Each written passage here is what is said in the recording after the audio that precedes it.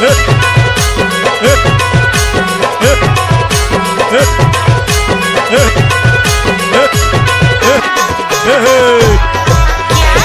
टमाटर की चटनी रे मोला गजब सुहाय, मोला गजब सुहाय, पाते रे लीके रंगना मोला बढ़िया सुहाय, पाते रे लीके रंगना। कच्चा टमाटर की चटनी रे मोला गजब सुहाय, मोला गजब सुहाय, पाते रे लीके रंगना मोला बढ़िया सुहाय, पाते रे लीके रंगना।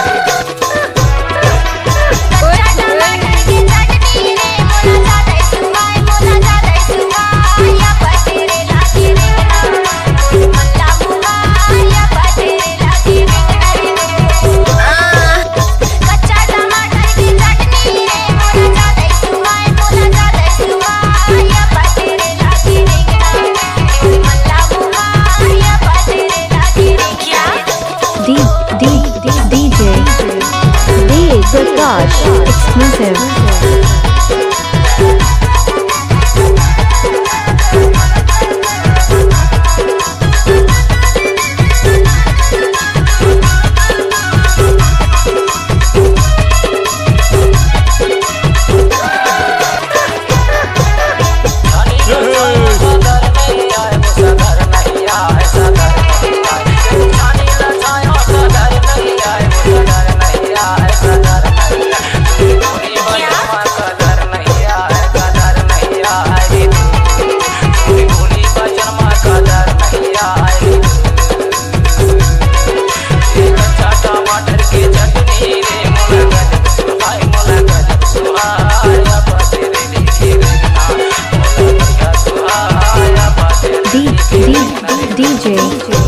DJ Prakash exclusive.